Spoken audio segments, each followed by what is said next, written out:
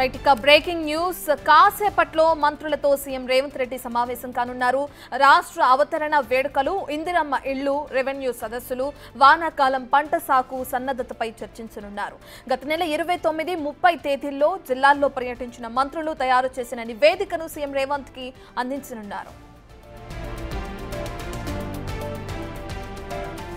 Right సమావేశానికి సంబంధించిన పూర్తి డీటెయిల్స్ అందించడానికి మా ప్రతినిధి వాసు అందుబాటులో ఉన్నారు.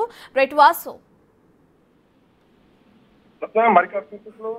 Banjara Hills integrated command control centre కు ముఖ్యమంత్రి రేవంత్ రెడ్డి చేరుకోబోతున్నారు. అయితే ప్రధానంగా రాష్ట్ర అవతరణ వేడుకలు రేపు జరగాల్సిన నేపథ్యంలో కూడా అన్ని జిల్లాలకు ఇప్పటికే ఎవరెవరు ఆ యొక్క జిల్లా కార్యక్రమాల్లో పాల్గొనాలో ఇప్పటికే చీఫ్ సెక్రటరీ ఆదేశాలు జారీ చేశారు. ఇక మిగతా అంశాలకు సంబంధించి ఇటీవల కాలంలో 29, 30 అంటే 2 రోజుల పాటు మంత్రులు జిల్లాలో కూడా పూర్తి స్థాయిలో పర్యటించారు. అక్కడ ఇందిరమ్మ ఇండ్లతో పాటు రెవెన్యూ సదస్సులు, వానాకాలం పంటల సాగు సంబంధించి కావచ్చు, మరోపక్క ప్రస్తుతం వర్షాల నేపథ్యంలో ప్రజలు ఎదుర్కొన్నటువంటి ఇబ్బందులకు సంబంధించి కావచ్చు, ఇవన్నిటికి సంబంధించి ఎలాంటి ఏర్పాట్లు కొనసాగుతున్నాయి, ఇక రాజీవ్ వికాసం సంబంధించినటువంటి ఆ పథకానికి సంబంధించిన అమలుకు సంబంధించిన అప్లికేషన్స్ ఎలా ఉన్నాయి వాటి అన్న అంశం పైన కూడా పూర్తి స్థాయిలో కలెక్టర్లతో కూడా స్థానిక ఎమ్మెల్యేతో కలిసి సమీక్ష నిర్వహించారు. కాబట్టి ఇప్పుడు ఆయా జిల్లాలకు సంబంధించినటువంటి ఇన్ఛార్జి మంత్రులు, ఆ జిల్లా మంత్రులు ఆ పూర్తి నివేదికను ముఖ్యమంత్రికి ఇవ్వబోతా ఉన్నారు. ముఖ్యమంత్రి పూర్తి స్థాయిలో కూడా వాటిపైన చర్చించి ఏ జిల్లాలో ఎలాంటి ఇబ్బందులు ఉన్నాయన్న అంశానికి సంబంధించి కూడా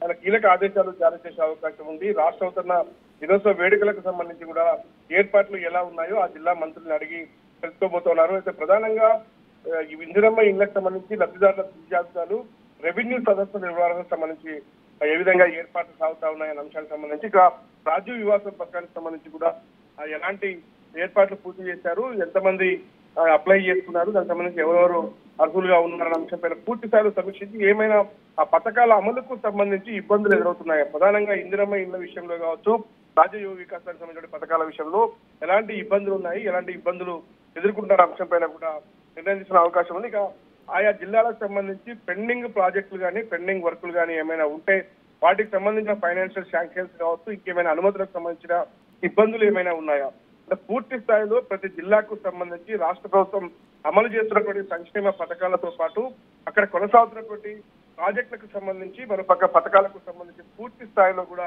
ఆ జిల్లా మంత్రులు, కలెక్టర్లు ముఖ్యమంత్రి రేవంత్ రెడ్డికి వివరిస్తారు.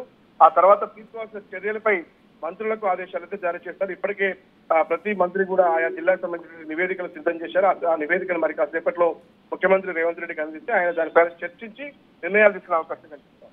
Right, thanks for the update Vasu.